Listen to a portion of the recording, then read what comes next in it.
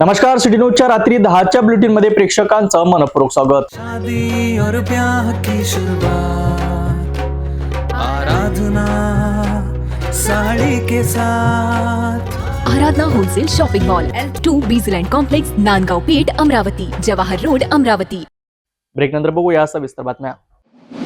अमरावती शहरात वाढत्या दुचाकी चोरीच्या घटनांवर गुन्हे शाखेने मोठी कारवाई करत एक विधीसंघर्षित बालकाला चोरीच्या दुचाकीसह ताब्यात घेतले आहे। फ्रेझरपुरा पोलीस स्टेशन मध्ये दाखल असलेला गुन्हा अवघ्या काही दिवसात उघडकीस आणण्यात गुन्हे शाखेला यश आलं आहे। अमरावती शहराचे पोलीस आयुक्त राकेश ओला यांनी आयुक्तालय हद्दीतील दुचाकी चोरीचे गुन्हे तात्काळ उघडकीस आणण्याचे आदेश दिले होते। त्यानुसार गुन्हे शाखेचे पोलीस निरीक्षक संदीप चव्हाण यांच्या नेतृत्वाखाली विशेष पथकाने तपास सुरू केला। पोलीस स्टेशन फ्रेझरपुरा येथे कलम 305 भारतीय न्याय संहिता अन्वये दुचाकी चोरीचा गुन्हा दाखल करण्यात आला होता। तपासादरम्यान 4 मार्च 2026 रोजी गुन्हे शाखेच्या पथकाला गोपनीय माहिती मिळाली की सुदगिरणी परिसरात एक इसम चोरीची मोटरसायकल घेऊन उभा आहे। मिळालेल्या माहितीच्या आधारे पथकाने तात्काळ सापळा रचून संबंधित विधीसंघर्षित बालकाला ताब्यात घेतले। सदर बालकाकडे असलेल्या लाल काळ्या रंगाच्या बजाज कंपनीच्या NS 200 पल्सर मोटरसायकल बाबत सखोल चौकशी केली असता त्याने 21 फेब्रुवारी 2026 रोजी रात्री अंदाजे 10:30 वाजता प्रशांत नगर चौकातील हनुमान मंदिराच्या पाठीमागील पानटपरी समरून ही दुचाकी चोरी केल्याची कबुली दिली।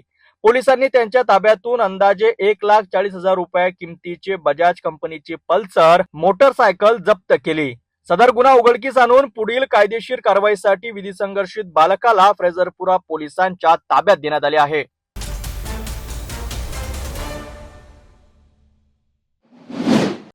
रंगपंचमीच्या दिवशी अमरावती शहरात एक धक्कादायक घटना समोर आली आहे।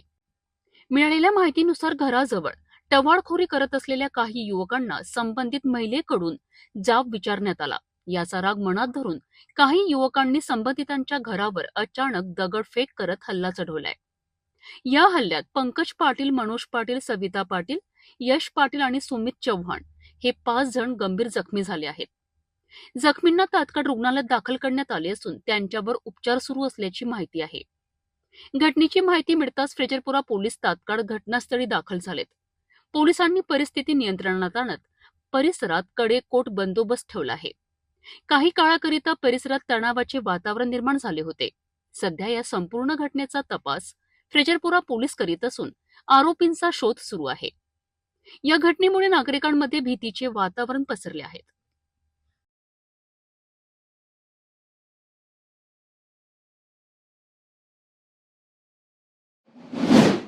2 मार्च रोजी होळी आणि 3 मार्च रोजी धुलीवंदन सण असल्यामुळे शहरात मोठ्या प्रमाणावर गर्दी आणि वाहतूक वाढण्याची शक्यता लक्षात घेता अमरावती शहर वाहतूक विभागाने विशेष मोहीम राबवली। पोलीस आयुक्त आणि पोलीस उपायुक्त यांच्या मार्गदर्शनाखाली तसेच सहपोलीस आयुक्त संजय खताळे यांच्या सूचनेनुसार राजापेठ, गाडगेनगर आणि फ्रेझरपुरा वाहतूक विभागाकडनं आपल्या कार्यक्षेत्रात विशेष नाकाबंदी करण्यात आली। या मोहिमेत दारू पिऊन वाहन चालवणाऱ्या 18 चालकांवर मोटार वाहन कायदा कलम 185 अंतर्गत कारवाई करण्यात आली। ट्रिपल सीट वाहन चालवणाऱ्या 373 चालकांवर कलम 128, 194 अंतर्गत कारवाई करण्यात आली। तर मॉडिफाय सायलेन्सर वापरणाऱ्या 2 वाहनांवर कलम 198 अंतर्गत कारवाई। वाहन चालविताना मोबाईल फोनचा वापर करणाऱ्या 31 चालकांवर कलम 184 अंतर्गत कारवाई।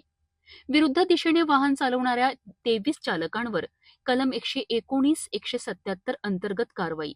तसेच इतर विविध नियमांचे उल्लंघन करणाऱ्या 262 वाहनांवर कारवाई करण्यात आली आहे। एकूण 709 वाहन चालकांवर कारवाई करत वाहतूक विभागाने सणाच्या काळात शिस्तबद्ध वाहतूक आणि अपघातमुक्त वातावरण निर्माण करण्याचा प्रयत्न केला। वाहतूक विभागाच्या वतीने सर्व वाहनधारकांना आवाहन करण्यात आले आहे की हेल्मेट आणि सीट बेल्टचा नियमित वापर करावा, वाहतूक चिन्हांचे पालन करावे आणि मोटार वाहन कायद्याचा सन्मान राखावा। नियमांचे पालन केल्यास अपघात टाळता येतील तसेच आर्थिक दंडापासूनही बचाव होईल।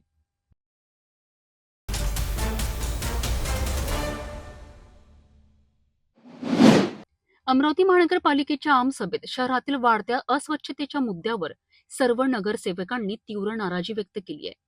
याच दरम्यान प्रभाग क्रमांक 3चे नगरसेवक ऋषिकेश देशमुख यांनी सफाई कामगारांबाबत आक्षेपार्ह वक्तव्य केल्याचा आरोप करण्यात आलाय. सफाई कर्मचाऱ्यांच्या म्हणण्यानुसार संबंधित नगरसेवकांनी काम नीट केले नाही तर उलट टांगून मारू अशी धमकी दिली आहे. या वक्तव्यामुळे सफाई कर्मचाऱ्यांमध्ये भीती आणि संतापाचे वातावरण निर्माण झाले आहे. या घटनेच्या निषेधार्थ 4 मार्च रोजी अखिल भारतीय सफाई मजदूर युनियनच्या वतीने मनपा मुख्यालयात जोरदार आंदोलन करण्यात आले. मोठ्या संख्येने सफाई कर्मचारी उपस्थित राहून त्यांनी महापौर श्रीचंद तेजवाणी यांच्याकडे निवेदन सादर केले. सफाई नहीं हो रही, उसका मेन कारण ये है कि सफाई कर्मचारी का क्या काम है, क्या काम करेंगे बताओ। फिर आगे फिर किसके ऊपर आता है पूरा मुद्दा? सफाई फिर टारगेट कौन होता है? हम लोग होते हैं। या निवेदनात संबंधित नगरसेवकांवर भारतीय न्याय संहितेच्या कलमानुसार तात्काळ गुन्हा दाखल करण्याची मागणी करण्यात आली आहे. तसेच भविष्यात अशा प्रकारच्या धमक्या देणाऱ्यांवर कठोर कारवाई करण्याची मागणीही करण्यात आली आहे. यावेळी आंदोलनकर्त्यांनी जोरदार घोषणाबाजी करत आपला निषेध व्यक्त केलाय. शहरातील अस्वच्छतेच्या प्रश्नांवरनं सुरू झालेला हा वाद आता राजकीय व सामाजिक पातळीवर चिघळण्याची शक्यता व्यक्त केली जात आहे. या दरम्यान या आरोपांवर संबंधित नगरसेवकांची अधिकृत प्रतिक्रिया अद्याप समोर आलेली नाही. मेरा नाम है अशोक सारवाल, प्रदेश कोषाध्यक्ष अखिल भारतीय सफाई मजदूर यूनियन। और हमारी मांगनी थी कि हमारे सफाई कामगारों को उल्टा लटकाने की जो हाउस के अंदर जो बात ऋषिकेश देशमुख ने रखी है, उसके निषेधार्थ हमने यहाँ पर हमारा रोष व्यक्त करने के लिए माननीय महापौर इनको अभी निवेदन दिया है और हम आयुक्त मैडम को भी निवेदन देने वाले हैं, ताकि आने वाले भविष्य में हमारे समाज पर कोई ऐसी विटंबना वाली या हमारे मन दुखने वाली बात ना करे। ऐसी हमारी मनपा से आयुक्त से उनसे निवेदन है कि हमारे मन को बहुत ठेस पहुंचा है कि हम सफाई कामगार है, इसका मतलब कि हम जानवर है क्या, हम इंसान नहीं है क्या? हमको भी इंसान सरीका समझो और हमको भी इंसानियत सरीका मांगनी दो। ऐसी में सभी म्हणजे हमारे मनपा आयुक्त से वो महापौर मैडम से, महापौर सर से हमारा निवेदन दिया। विषय है जो ऋषिकेश देशमुख है, उनके आम सभा की मीटिंग थी, उन्होंने हमारे सब कर्मचारियों को ये शब्द बोले कि उल्टा करके लटका के मारेगा। उनका हमको बोलने का इतना अधिकार नहीं है। वो मेंबर थे तो मेंबर के हिसाब से उन्होंने लैंग्वेज करना था। हमारी लेडीज है, पूरे हमारे कर्मचारी है, इतना उन्होंने हमको नहीं शब्द बोलना था।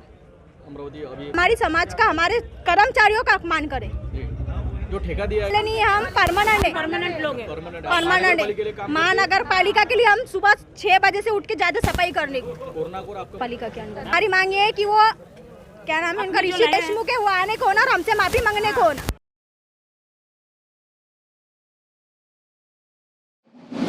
आदिवासी कोळी समाजाच्या विविध प्रलंबित मागण्यांसाठी आता आंदोलनाचा इशारा देण्यात आला आहे.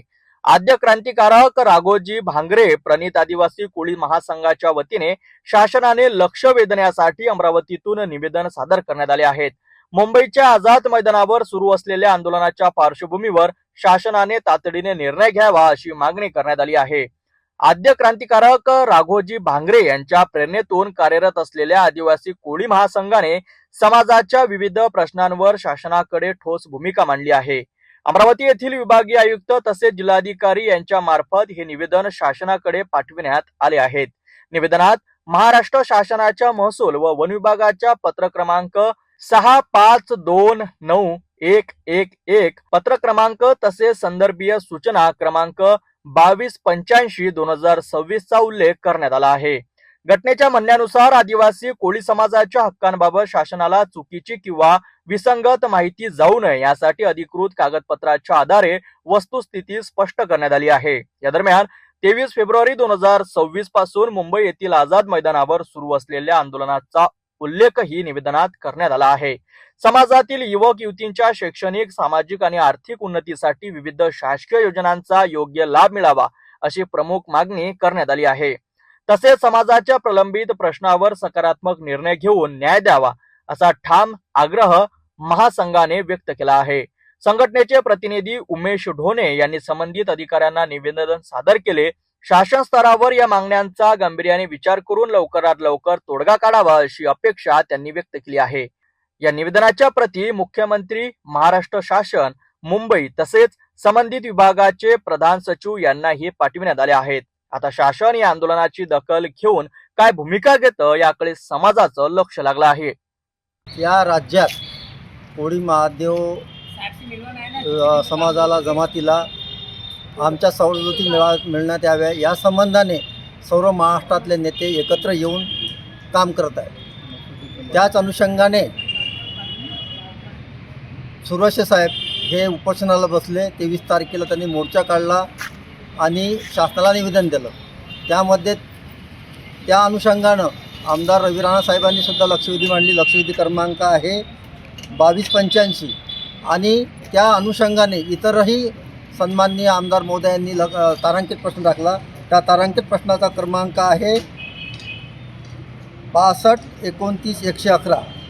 या अनुषंगाने आम्ही पूरक निवेदनाच्या अनुषंगाने आम्ही सर्व पुरावे आणि आपल्याकडे असलेले कागदपत्रे आज सन्माननीय जिल्हाधिकारी महोदयांना दिले आणि त्यामध्ये आमची अशी मागणी केली का हे पूरक निवेदन माननीय मुख्यमंत्र्यांपर्यंत पोहोचवावं.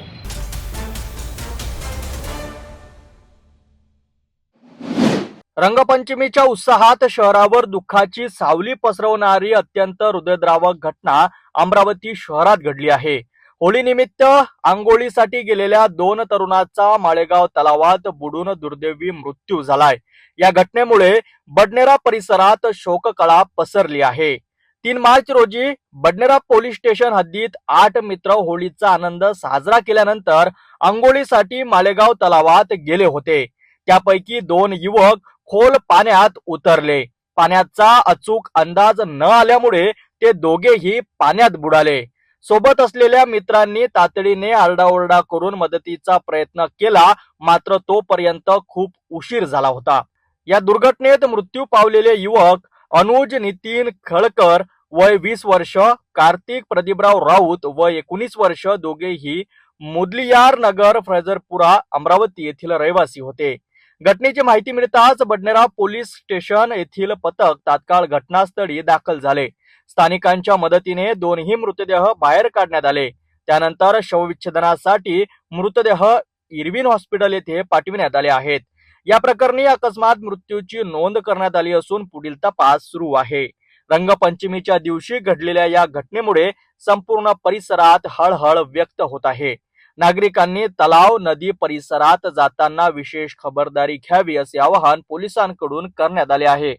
माळेगाव एक तलाव आहे हनुमानगडीच्या पुढे डोंगरामध्ये. तिथे 8 मुले होळी खेळून संध्याकाळी 4च्या सुमारास आंघोळीसाठी गेली होती आणि खेळता खेळता त्यातील 2 मुले खोल पाण्यात गेली आणि मग त्याच्यामध्ये तिथं ते बुडले. पाण्याचा अंदाज आला नसेल त्यांना. त्यानंतर आम्हाला 6 वाजता बडनेरा पोलीस स्टेशनला माहिती कळाली. त्यानंतर ताबडतोब आमचे अधिकारी, आमचे माकोडे PSI, PI गीते साहेब, मी तसंच ACP साहेब, DCP साहेब सगळ्यांनी तिथे व्हिजिट केली. परंतु तिथे बॉडी खोल पाण्यात गेल्या, दोघांच्या बॉड्या खोल पाण्यात गेल्या होत्या, त्यामुळं त्या दिसत नव्हत्या. बऱ्याच फायर ब्रिगेडने बरेच प्रयत्न केले. लोखंडी आकडे टाकून त्यांना काढण्याचा प्रयत्न केला, गळ टाकून काढण्याचा प्रयत्न केला, पण ते काही निघत नव्हते. डिझास्टर टीमसुद्धा आली. मग रात्री साधारणतः 10:30-11च्या सुमारास त्या बोड्या लागल्या आणि त्या वर काढलेल्या आहेत. त्यातील दोघाच्या जण जे मृत्यू पावलेले आहेत त्यांचे नाव अनुज खळेकर वय 19 वर्ष आणि दुसरा कार्तिक राऊत असं आहे. दोघंही मुदलियार नगर फैजरपुरा हद्दीत राहतात. अशी दुर्दैवी घटना काल घडलेली आहे. त्याच्या दोघांच्या बॉड्या काढून रात्रीच त्या इरविनला पाठवल्या होत्या. दोघांचे वेगवेगळे मार्ग दाखल करून त्याचा आता पुढील तपास आम्ही करत आहोत.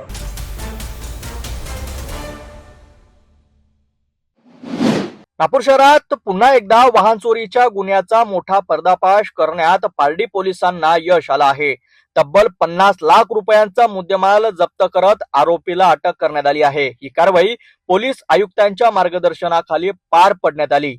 नागपूर शहरातील पारडी पोलीस ठाण्यात भारतीय न्याय संहिता कलम 303(2) अंतर्गत ट्रॉली चोरीचा गुन्हा दाखल करण्यात आला होता. फिर्यादी शाहिद रहीम उर्फ आबिद अली वय 55 वर्ष, राहणार भोपिश नगर मोरेवाडा नागपूर यांनी दिलेल्या तक्रारीनुसार त्यांनी पार्किंग मध्ये उभी करून ठेवलेली MS-40 AK 5334 क्रमांकाची 18 चाकाची पिवळ्या रंगाची टाटा ट्रॉली अज्ञात आरोपींनी चोरून नेली होती। या ट्रॉलीची अंदाजे किंमत 15 लाख रुपये असल्याचे नमूद करण्यात आले होते। घटनेचे गांभीर्य लक्षात घेऊन पारडी पोलिसांनी तात्काळ तपास सुरू केला। गुप्त माहितीच्या तसेच तांत्रिक तपासाच्या आधारे पोलिसांनी पेट्रोलिंग दरम्यान संशयित आरोपीला ताब्यात घेतले। अटक करण्यात आलेल्या आरोपी संदीप राजपती माधव वय 33 वर्ष सध्या गुजरात राज्यातील पत्ता असलेला याने चौकशी दरम्यान गुन्ह्याची कबुली दिली। आर्थिक फायद्यासाठी चोरी केल्याचे त्यांनी सांगितले। पोलिसांनी आरोपीकडून सुमारे 50 लाख रुपयांचा मुद्देमाल जप्त केला आहे। याच्यामधील या गुन्ह्यातील जो आरोपी आहे त्या आरोपीचं नाव आहे संदीप राजपती यादव वय 33 वर्ष। याचा म्हणजे राहण्याचा जो ॲड्रेस आहे तो अहमदाबादचा आहे आधार कार्ड प्रमाणे, पण मूळ गाव त्याचं प्रतापगड, जिल्हा प्रतापगड उत्तर प्रदेशचा आहे आणि सध्या हा उम्या वसाहत पारडी नागपूर येथे राहतो। या गुन्ह्यातील घटना तारीख वेळी यातील फिर्यादीने त्याचा जो ट्रेलर आहे तो ट्रेलर त्याचं हेडचं काम असल्यामुळे ट्रेलर त्यानं पार्किंगमध्ये उभा केलेला होता। त्या पार्किंगमधून नमूद आरोपीने तो ट्रेलर चोरून नेलेला होता। तर गुन्ह्याचा तपास फिर्यादीने दिल्या तक्रारीवर आम्ही गुन्हा दाखल केला। या तपासामध्ये आम्ही जो चोरी गेलेला ट्रेलर तो सुद्धा जप्त केलेला आहे आणि जो हेड वापरला होता ते हेड आणि ट्रेलरसह दुसरा तो सुद्धा जप्त केलेला, असा एकूण 50 लाखाचा मुद्देमाल आम्ही जप्त केलेला आहे आरोपीसह।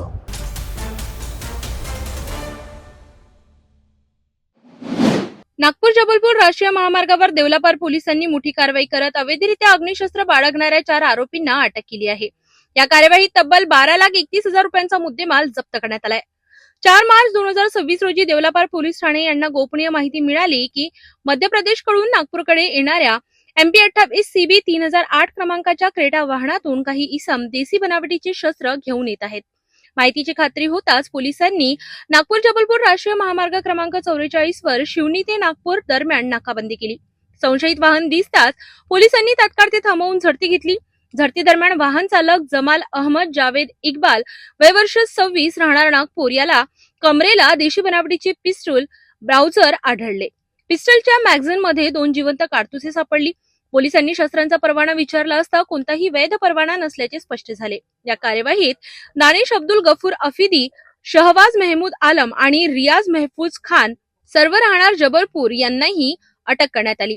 पोलिसांनी देशी बनावटीचे पिस्टल, 2 जिवंत काडतुसे, 7 मोबाईल फोन आणि संबंधित क्रेटा वाहन असा एकूण 12,31,000 रुपयांचा मुद्देमाल जप्त केला। या प्रकरणी देवलापार पोलीस ठाण्यात विविध कलमांनुसार गुन्हा दाखल करण्यात आला असून पुढील तपास सुरू आहे। ही संपूर्ण कार्यवाही ठाणेदार नारायण तुरकुंडे आणि त्यांच्या पथकाने अत्यंत तत्परतेने पार पाडली।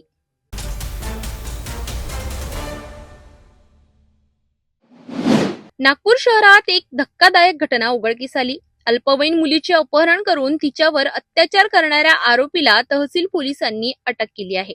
सविस्तर माहितीनुसार तहसील पोलीस ठाण्याच्या हद्दीत अल्पवयीन मुलीचे अपहरण करून तिच्यावर लैंगिक अत्याचार केल्याची गंभीर घटना उघडकीस आली आहे। वरिष्ठ पोलीस निरीक्षक संजय मेंढे यांनी दिलेल्या माहितीनुसार घटनेची तक्रार प्राप्त होताच पोलिसांनी तात्काळ तपासाची चक्रे फिरवली। विविध तांत्रिक आणि स्थानिक माहितीच्या आधारे संशयिताचा शोध घेण्यात आला। काही तासातच पोलिसांनी आरोपीला ताब्यात घेतले। त्याच्या विरुद्ध अपहरण आणि लैंगिक अत्याचारासह संबंधित कठोर कलमांनुसार गुन्हा दाखल करण्यात आला।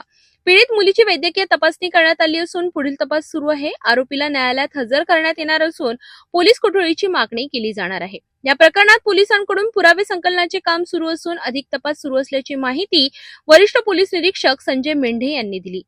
पोलीस स्टेशन तहसील येथे अपराध क्रमांक 93/2026 कलम 137(2) भारतीय न्याय संहिता अन्वये अपहरणाचा गुन्हा दाखल करण्यात आला होता। यातील फिर्यादी महिला ज्या आहे त्यांची एक अल्पवयीन मुलगी वय वर्ष 16 ही कॉलेजमध्ये जाते असं सांगून ती कॉलेजमध्ये पोहोचलीच नाही। त्यामुळे त्यांना अशी शंका आली की मुलीचं कोणीतरी अपहरण केलं असावं आणि या भीतीमुळे त्यांनी पोलीस स्टेशनला तक्रार दिली आणि तात्काळ यामध्ये गुन्हा दाखल करण्यात आला होता। त्यानंतर असं लक्षात आलं की त्या मुलीच्या मागे एक आरोपी जबरदस्तीने मागे लागला होता ज्याचं वय फैजूल अन्सारी, त्याच्या वडिलाचं नाव रमजान अन्सारी, वय 19 वर्षे, राहणार अन्सारनगर डोबी, याने त्या मुलीला जबरदस्ती म्हणजे प्रेमसंबंधास होकार देण्यास बाध्य केले आणि तिचा पाठलाग करून सतत तिला त्रास देऊन तिचा जबरदस्ती होकार मिळवला आणि तिच्यासोबत वेळोवेळी वेगवेगळ्या हॉटेल्समध्ये तिच्यावर लैंगिक अत्याचार केलेला आहे. त्यामुळे असं निष्पन्न झाल्यानंतर सदर गुन्ह्यामध्ये पोक्सोचं सुद्धा सेक्शन वाढवण्यात आलेलं होतं. सदर आरोपी यातील जे तपासी अधिकारी आहेत त्यांना मोमीनपुरा फुटबॉल ग्राउंडजवळ फिरत आहे अशी खात्रीशीर माहिती मिळाल्याने तात्काळ त्या आरोपीला अटक करण्यात आली होती आणि सदर आरोपीचा PCR घेऊन आज रोजी सदर आरोपीचा MCR करण्यात आलेला आहे. सदरचा गुन्हा उघडकीस आणून पुढील तपास सुरू आहे. सदर गुन्ह्यामध्ये जी अल्पवयीन पीडिता होती ती दुसऱ्याच दिवशी म्हणजे घटनेच्या दुसऱ्या दिवशीच दुपारी 1:30 वाजताच्या दरम्यान स्वतःच तिच्या घरी आली होती आणि तिने तिच्यासोबत घडलेली संपूर्ण हकीकत तिच्या आईला सांगितली होती आणि त्यानुसार सदर पीडितेचं मेडिकल वगैरे वैद्यकीय तपासणी केल्यानंतर सदर गुन्ह्यामध्ये पोक्सोची कलमवाढ करण्यात आलेली आहे.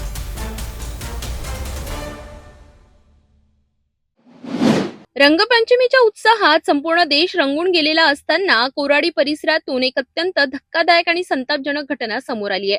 पिचकारीतून पाणी शिंपडल्याच्या किरकोळ कारणावरून एका आजीने आपल्या 3.5 वर्षाच्या नातवावर उकळते पाणी ओतल्याचा आरोप आहे. या अमानुष कृत्यामुळे मुलगा गंभीर भाजला असून संपूर्ण घटना CCTV मध्ये कैद झाली आहे. मिळालेल्या सविस्तर माहितीनुसार मंगळवारी सकाळच्या सुमारास 3.5 वर्षांचा ओम आपल्या घराजवळ पिचकारीतून पाणी खेळत होता. रंगपंचमीचा उत्सव असल्याने परिसरात आनंदाचे वातावरण होते.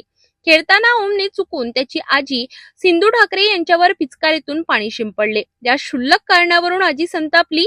रागाच्या भरात विचार न करता त्यांनी हातातील बादलीत असलेले उकळते पाणी निष्पाप मुलावर ओतल्याचा आरोप आहे. गरम पाणी अंगावर पडताच मुलगा वेदनेने किंचाळला. कमरेखालचा भाग गंभीररित्या भाजला गेला आहे. मुलाच्या आक्रोशाने कुटुंबीय धावले आणि तातडीने त्याच्यावर थंड पाणी टाकून प्राथमिक उपचार केले. त्यानंतर त्याला जवळच्या रुग्णालयात दाखल करण्यात आले. दरम्यान शेजारील घरात बसविलेल्या CCTV कॅमेऱ्यात ही संपूर्ण घटना कैद झाली.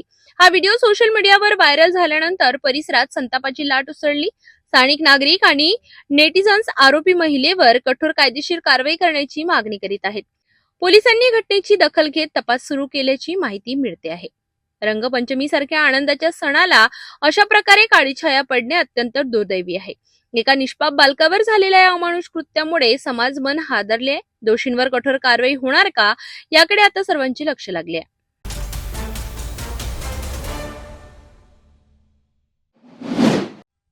खापा पोलीस स्टेशन हद्दीतील रामडोंगरी परिसरात दुपारी 2 वाजताच्या सुमारास घटना घडली आहे. मृतकाचे नाव विशाल भिकुजी कोल्हे, वय 22 वर्ष, राहणार खापा असे आहे. विशाल हा आपल्या काही मित्रांसोबत कन्हान नदीमध्ये पोहण्यासाठी गेला होता. पोहण्यादरम्यान त्याचा पाण्याचा अंदाज चुकल्याने तो खोल पाण्यात गेला आणि बुडू लागला. मित्रांनी त्याला वाचवण्याचा प्रयत्न केला, मात्र तोपर्यंत उशीर झाला होता. घटनेची माहिती मिळताच खापा पोलीस तत्काळ घटनास्थळी दाखल झालेत. स्थानिक गावकऱ्यांच्या मदतीने युवकाचा मृतदेह नदीतून बाहेर काढण्यात आला. यावेळी हितज्योती आधार फाउंडेशनच्या टीमने तत्परतेने मदत करत आपल्या अँब्युलन्सद्वारे मृतदेह सावनेर येथील सरकारी रुग्णालयात हलविला. सावनेर सरकारी रुग्णालयात डॉक्टरांनी तपासणी करून विशाल यांना मृत घोषित केले. त्यानंतर मृतदेह शवविच्छेदनाकरिता रवाना करण्यात आले आहे. या घटनेमुळे खापा परिसरात हळहळ व्यक्त होत असून कुटुंबियांवर दुःखाचा डोंगर कोसळला आहे. नदी परिसरात सुरक्षेची उपाययोजना आणि सावधानतेची गरज पुन्हा एकदा अधोरेखित झाली आहे. खापा पोलीस पुढील तपास करीत आहेत.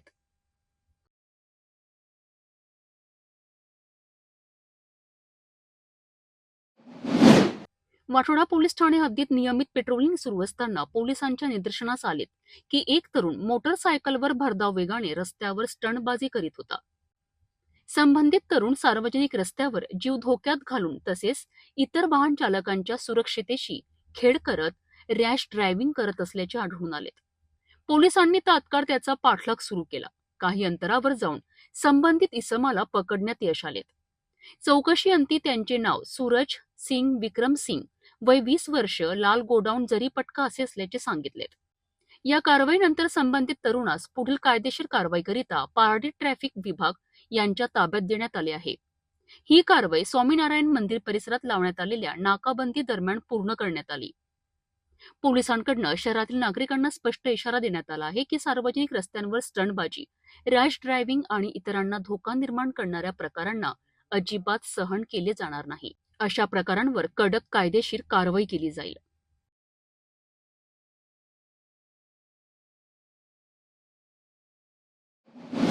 भंडारा जिल्ह्यातील पवनी तालुक्यातील जुनोणा रेती घाटाचा नुकताच लिलाव पार पडलाय.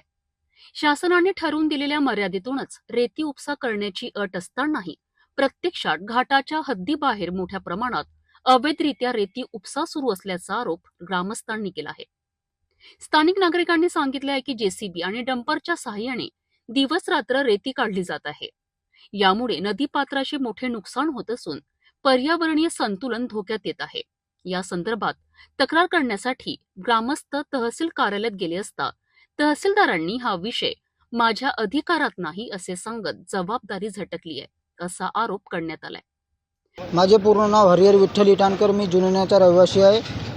आम्ही तहसील कार्यालयाला रेती घाटाच्या संबंधामध्ये बोलण्यासाठी आलेला होता.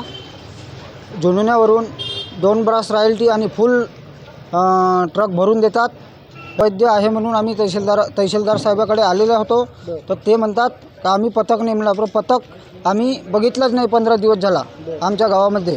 आणि सीमांकनच्या याच्यामध्ये बोलला तर ते मोजून द्यायला तयार आहेत, पण आमच्या म्हणण्यानुसार उत्खनन भरपूर झालेलं आहे, अवैध आहे तो रोखण्यासाठी आम्ही आलेलो होतो. ते म्हणतात की आमच्या हातात तो अधिकार नाही, तो वरच्या अधिकाऱ्याच्या हातात आहे म्हणतात. आम्ही तहसील कार्यालयामध्ये आमच्या जुनोणा गावामध्ये अवैध रेती उत्खनन चालू झालेली आहे. जे सीमारेषा न करता उत्खनन चालू आहे. आम्ही त्या संदर्भात तहसील कार्यालय इथे आला होता. तरी पण त्या तहसीलदार साहेबांनी आम्हाला त्या सीमारेषाबद्दल बोलला तर ते आम्हाला सगळं उडवाउडीचे उत्तर दिला आणि उद्याला करून देतो म्हणाले. आणि घाटवाल्यासुद्धा धमकी देत आहेत. काही आमच्यामधले नागरिक बोलायला लागले तर त्या घाटवाल्यांनी 3-4 लोकांच्या नावाने FIR केला. त्यांचा काही गुन्हा नसतानासुद्धा एवढी हा घाटवाल्याची मनमानी चालत आहे आणि मारण्याच्या धमक्यासुद्धा देत आहेत. प्रशासनाची ही भूमिका नागरिकांच्या रोषाला कारणीभूत ठरली आहे. याच दिवशी काही कथित रेती तस्कर तहसीलदारांच्या कॅबिनमध्ये दिसल्याचा दावा ग्रामस्थांनी केला आहे. त्यामुळे संगनमताचा संशय अधिक गडद झाला आहे. तहसीलदार आणि घाट मालक यांच्यात आर्थिक व्यवहार झाल्याचा थेट आरोपही पुढे येत आहे. मात्र या आरोपांवर अधिकृत प्रतिक्रिया अद्याप समोर आलेली नाही. दरम्यान शाळकरी मुलांना रस्त्यावरून भरधाव वेगाने डंपर धावत असल्याने अपघाताचा धोका निर्माण झाला आहे. पालक आणि ग्रामस्थांमध्ये भीतीचे वातावरण आहे. नदीपात्राची खोली वाढल्याने पाण्याचा साठा कमी होण्याची शक्यता आहे. भविष्यात पिण्याच्या पाण्याच्या टंचाईची समस्या उद्भवू शकते अशी भीतीही व्यक्त केली जात आहे. भंडारा जिल्हा प्रशासनाने या प्रकरणाची सखोल चौकशी करून दोषींवर कठोर कारवाई करावी अशी जोरदार मागणी आता होत आहे. पवनी तालुक्यातील जनतेचा संताप उफाळून आला असून प्रशासनाची पुढील भूमिका निर्णायक ठरणार आहे. आपण भंडारा जिल्ह्याच्या पवनी तालुक्यातील पवनी तहसील कार्यालयासमोर जे आहोत तिथं माझ्या समोर भरपूर नागरिक आहेत. हे नागरिक जुनोण्याचे आहेत. जुनोण्यामध्ये एक रेतीघाट सुरू करण्यात आला आहे.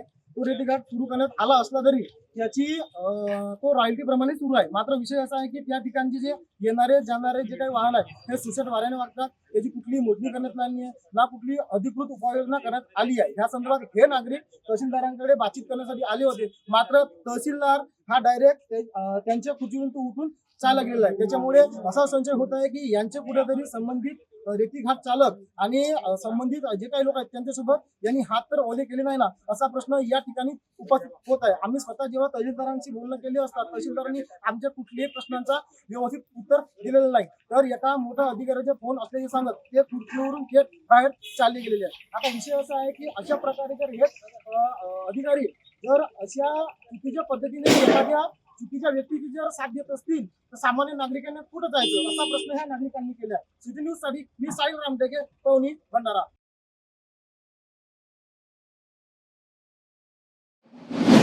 होळी आणि धुलीवंदनाच्या पार्श्वभूमीवर नागपुरात धक्कादायक घटना समोर आली आहे.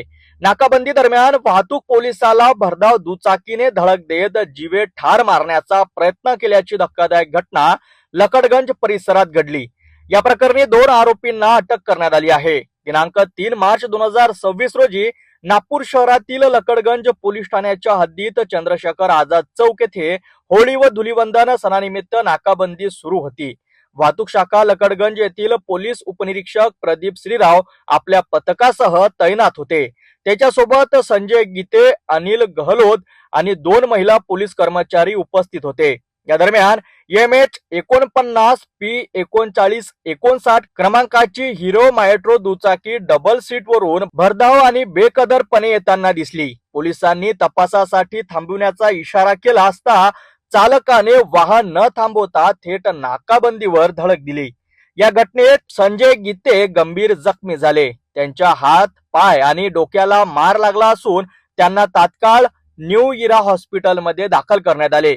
सध्या त्यांच्यावर उपचार सुरू आहेत. धडक दिल्यानंतर आरोपींनी पळून जाण्याचा प्रयत्न केला, मात्र उपस्थित पोलिसांनी तत्परता दाखवत दोघांनाही ताब्यात घेतले. अटक करण्यात आलेले आरोपी म्हणजे रुपेश किल्लेश्वर उईके, वय 23 वर्ष, राहणार स्वातंत्र्यनगर, गौरव ज्ञानेश्वर चव्हाण, वय 21 वर्ष, राहणार नंदनवन झोपडपट्टी.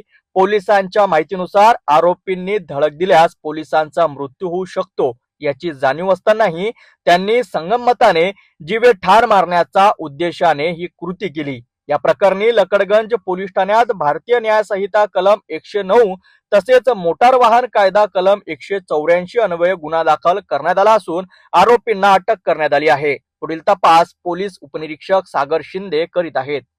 होळी आणि धुलीवंदन निमित्त लोक ड्रिंक अँड ड्राईव्ह करत असतात, दारू पिऊन गाड्या चालवून अपघात होत असतात. त्यामुळे वेळोवेळी वेगवेगळ्या ठिकाणी नाकाबंदी पोलीस स्टेशन तसेच ट्रॅफिक विभागातर्फे घेण्यात होत्या. त्याप्रमाणे काल आझमशाह चौक येथे ट्रॅफिक लकडगंज विभागातर्फे नाकाबंदी आयोजित करण्यात आली होती. त्यावेळेला मेओ साईडकडून टेलिफोन एक्सचेंज साईडकडे जाताना एका दुचाकीवरील 2 इसमांनी समोरची नाकाबंदी बांधून स्वतःला त्या तपासणीपासून दूर ठेवण्यासाठी जोरात गाडी चालवून वेडीवाकडी चालवून नाकाबंदीसाठी उभे असलेले विजय गीते या पोलीस हवालदार कर्मचाऱ्याच्या अंगावरती गाडी घालून त्याला ठार मारून पळून जाण्याचा प्रयत्न केला. त्यामुळे आपण त्यांच्याविरुद्ध जीवे ठार मारण्याचा गुन्हा दाखल केलेला आहे. सदर आरोपींना ताब्यात घेऊन त्यांची वैद्यकीय तपासणी केली असता ते दारूच्या अंमलाखाली असल्याचं विश्लेषणामध्ये आढळून आलेलं आहे. त्याप्रमाणे देखील पुढील कारवाई करत आहोत. आज आता पुढील तपास त्यांचा त्याबाबत चालू आहे. एक आरोपी आहे रुपेश उईके आणि दुसरा आहे गणेश चव्हाण. दोन्ही नंदनवन हद्दीमध्ये राहणारे आहेत आणि ते जरीपटका किंवा सदर या भागातून दारू पिऊन आपल्या घरी निघाले होते असं प्राथमिक चौकशीत दिसून आलेलं आहे. अधिक तपास करत आहोत.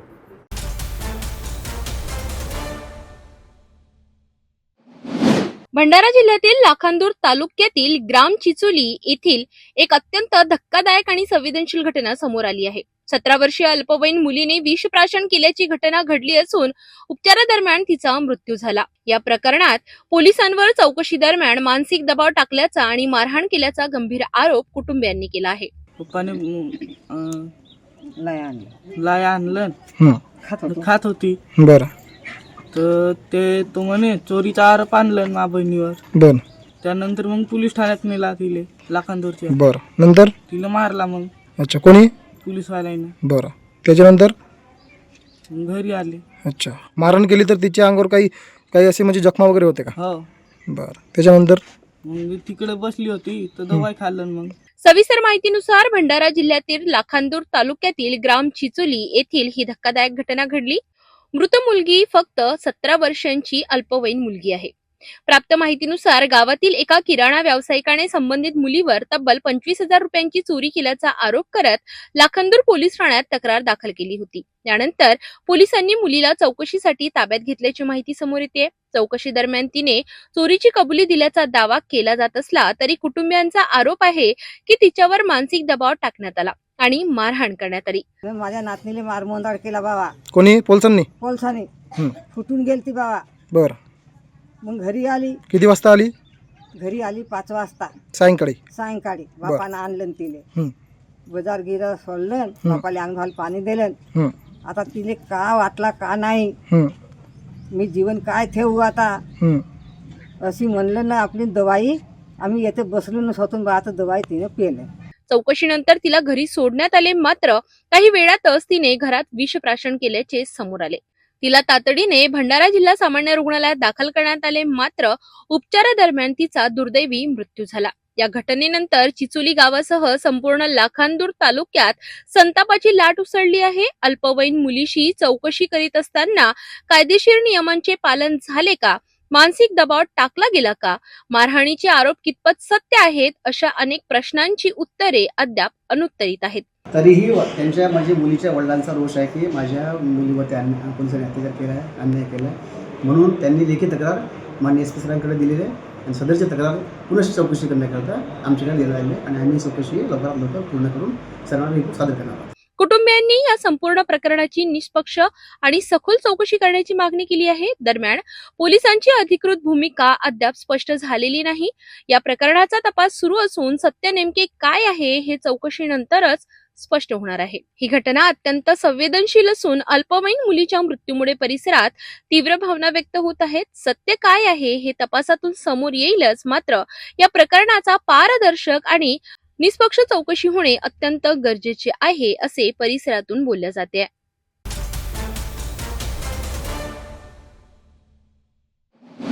बुलढाणा जिल्ह्यातील मेहकर तालुक्यात खंडाळा खामखेड रोडवरील MIDC परिसरात होळीच्या दिवशी रात्री एक धक्कादायक घटना समोर आली. धुळवडीच्या पार्टी दरम्यान 4 मित्रांमध्ये झालेल्या वादातून खून झाल्याची प्राथमिक माहिती आहे. सविस्तर माहितीनुसार बुलढाणा जिल्ह्यातील मेहकर तालुक्यातील खंडाळा खामखेड रोडवरील MIDC परिसरातील गट क्रमांक 229 मध्ये ही घटना घडली. होळीच्या दिवशी रात्री 4 जण धुळीवंदनानिमित्त एकत्र येऊन पार्टी करत होते. सर्वजण मद्यप्राशन करत असताना काही कारणावरून वाद झाला. मृत व्यक्ती राहुल बाजळ हे मूळ बेडगाव येथील रहिवासी असून केनवड येथे त्यांचे कापड दुकान असल्याची माहिती आहे. प्राथमिक चौकशीत प्रेम संबंधातून हा वाद झाल्याचा संशय व्यक्त केला जात आहे.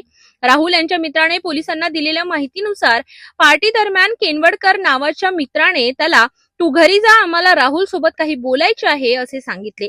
त्यानंतर तो घरी निघून गेला. पुढील काही वेळात राहुल यांचा खून झाल्याची माहिती समोर आली. घटनेची माहिती मिळताच मेहकर पोलीस स्टेशनचे अधिकारी तात्काळ घटनास्थळी दाखल झाले. उपविभागीय पोलीस अधिकारी आणि ठाणेदार आलेवार यांनी घटनास्थळी पंचनामा करून वाशिम येथून फॉरेन्सिक पथकाला पाचारण करण्यात आले. पुरावे संकलित करून पुढील तपास सुरू करण्यात आला. दरम्यान राहुल यांच्या नातेवाईकांनी हा खून पूर्वनियोजित असल्याचा आरोप केलाय. आरोपींना अटक होत नाही तोपर्यंत मृतदेह हलवू देणार नाही अशी भूमिका कुटुंबियांनी घेतली. सध्या पोलिसांकडून सर्व संबंधितांची चौकशी सुरू असून परिसरातील CCTV फुटेज आणि तांत्रिक पुराव्यांची तपासणी केली जात आहे. या घटनेमुळे खंडाळा व परिसरात खळबळ उडाली असून नागरिकांमध्ये भीतीचे वातावरण आहे. होळीच्या सणाच्या दिवशी घडलेल्या या खून प्रकरणामुळे परिसरात मोठी खळबळ उडाली असून प्रेम संबंधातून वाद झाला की अन्य काही कारण आहे याचा तपास सध्या पोलीस करीत आहेत.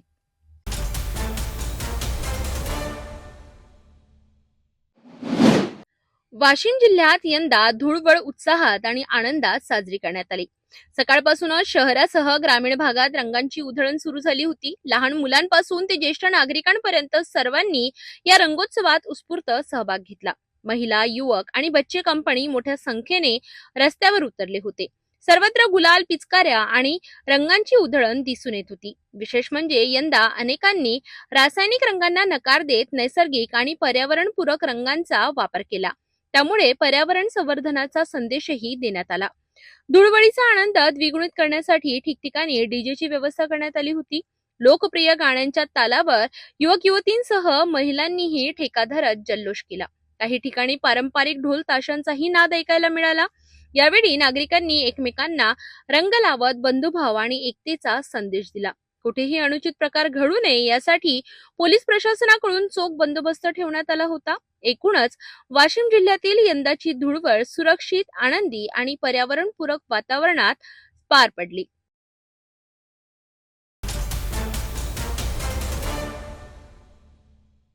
आपण आता सिटी न्यूज चॅनल आपल्या टीव्हीवर सुद्धा बघू शकता. यामध्ये NS channel number 117, Jio channel number 872, JTBL channel number 73, Fastway channel number 256 वर बघू शकाल. आता अमरावती जिल्ह्यानंतर विदर्भ आणि महाराष्ट्र दर्शक घर बसल्या आपल्या केबल टीव्हीवर सिटी न्यूज बातमी पाहू शकाल. यात Chhatrapati Sambhajinagar next set box number 14, Yavatmal set box number 12, Washim set box number 26, Nanded set box number 17, Mahur set box number 07, Akola RRC set box number 899 वर लवकरच आम्ही आपल्यापर्यंत पोहोचणार आहोत. जर आपल्या टीव्हीवर सिटी न्यूज चॅनल दिसत नसेल तर आपण आपल्या केबल ऑपरेटरशी संपर्क करावा.